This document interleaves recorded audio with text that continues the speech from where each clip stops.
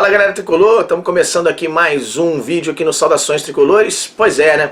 A gente não pode fazer a nossa livezinha, espero que amanhã a gente já tenha o nosso caso resolvido, nossa situação toda tranquila. Se assim não for, a gente até cria outro canal se for o caso aqui, não tem problema, a gente começa tudo do zero, contando sempre com a ajuda de vocês aí. Mas se você não é inscrito aqui ainda, se inscreva, deixa seu like, vamos com tudo. Vamos falar muito de Fluminense aí, vamos falar também dessa polêmica que está no ar, o Maracanã. Pode ser utilizado no sábado, mas não pode ser utilizado na quarta-feira. Está gerando um desconforto muito grande na torcida do Fluminense, que queria jogar no Maracanã, evidentemente. E muitos falam que 3 dias não faria diferença, etc, etc e tal. O que a gente conseguiu apurar nisso, que foi uma solicitação da FERJ, que forçou a barra, ou pediu, enfim, para que o Flamengo jogasse o seu jogo contra o Bangu lá no sábado. Entendeu-se que na quarta-feira ainda não teria condições, e no sábado já teria condições. 3 dias iam fazer diferença aí para a grama crescer, fortalecer, etc e tal.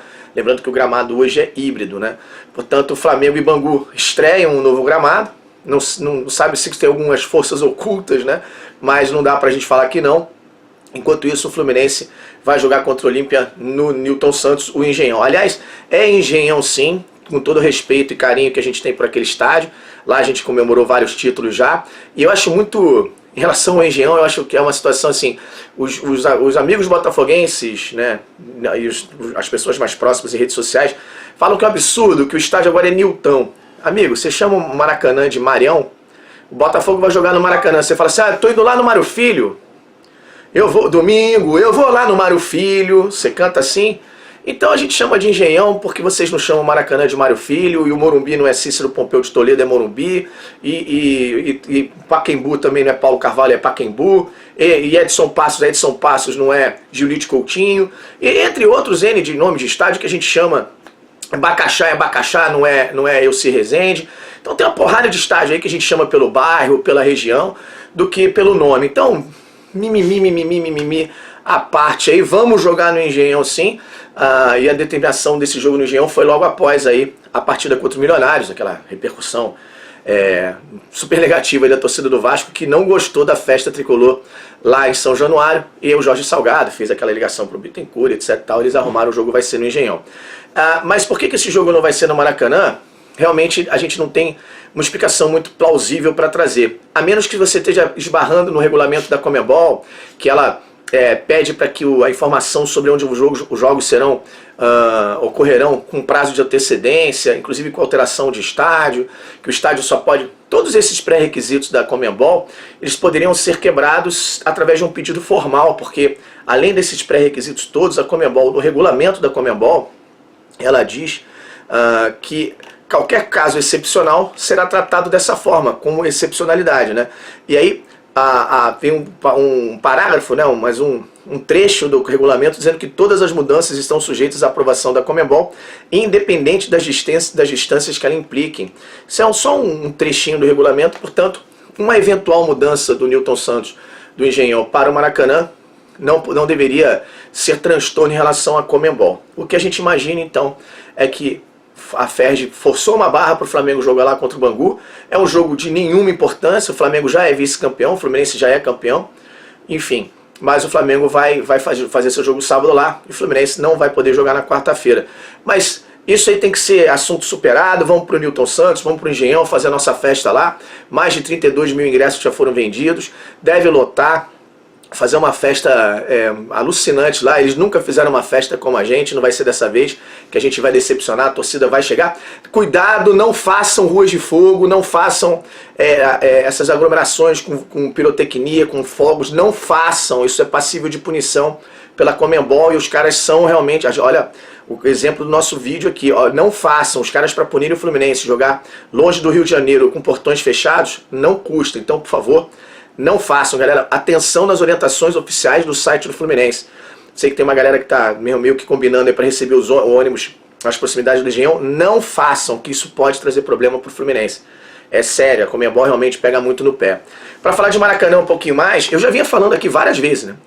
Que Fluminense e Flamengo constituíram uma sociedade de propósito específico e o Fluminense não deve absolutamente nada ao Flamengo.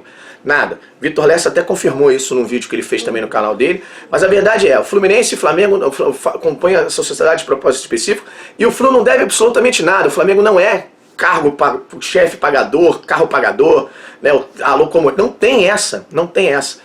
Cada um tem as suas contas em dia com essa sociedade de propósito específico e um precisa do outro para ter o Maracanã.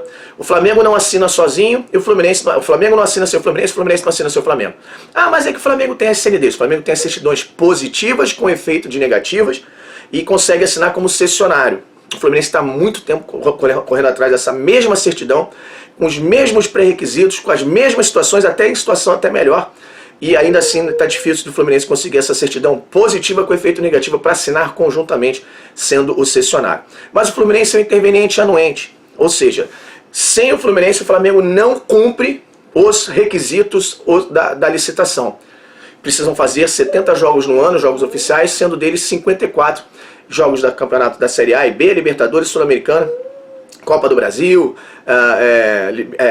amistosos da seleção, eliminatórias da Copa do Mundo. Precisam ser 54 jogos nesse nível, desse porte. E o Flamengo sozinho não faz. Por isso que o Fluminense é interveniente anuente, porque ele também assume os compromissos com o Maracanã. Outro ponto a se destacar, essa reforma do Maracanã não está sendo paga com dinheiro de ninguém, está sendo paga com dinheiro da própria sociedade de propósito específico. Vai sair por cerca de 4 milhões essa reforma, e foi uma reforma aprovada pelos dois clubes, com prazo aprovado pelos dois clubes, com valores aprovados pelos dois clubes, e que a sociedade de propósito específico está bancando. Portanto, falácia essa história que o Fluminense pega carona com o Flamengo, Fluminense sem o Flamengo não administra o Maracanã. Mas o Flamengo sem o Fluminense também não administra.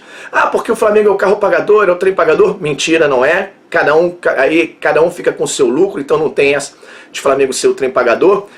Essa é a verdade em relação ao Maracanã, portanto, não tem isso. Eu já falei isso em alguns vídeos, em algumas lives, estou reforçando aqui para a galera tricolor. Pois é, e falar um pouquinho do jogo entre Fluminense e Olímpia, a expectativa tá grande aí, galera, ansiedade a 1000, amanhã às 9h30 no Engenhão. É Engenhão sim, galera, é Engenhão. Os amigos que reclamam disso não chamam o Maracanã de Mário Filho ou de Marião, né? O estádio de Edson Passos não é Gil Lilton, Edson Passos, né? E outros exemplos também, o Morumbi é Morumbi, não é Cícero Pompeu de Toledo ou Cicerão, enfim, entre outros N espaços de nome de estádios aí que a gente se refere à região, ao bairro. Portanto, a Engenhão sim é nosso salão de festas e a gente tem muito carinho pelo estádio, porque os únicos títulos que esse estádio viu foram o Fluminense, foi o Fluminense que conquistou. Então, vamos continuar chamando de Engenhão. Amanhã às 9h30, o Fluminense começa a decidir a sua sorte na Libertadores, primeiro jogo da terceira fase contra o Olímpia. E aí o GE traz uma matéria hoje destacando que Derlis Gonzalez é pivô de confusão com a FIFA e o destaque do Olímpia, adversário do Fluminense. E ele fala o seguinte, né, que o Olímpia já está no Rio de Janeiro e dos jogadores relacionados do time paraguaio para o próximo jogo, o Fluminense deve ficar de olho nesse Derlis Gonzalez, ex-Santos, o atacante paraguaio, é o camisa 10, um dos principais destaques e pivô da confusão da equipe com a FIFA. O clube está proibido de contratar por conta de uma dívida na contratação desse atleta.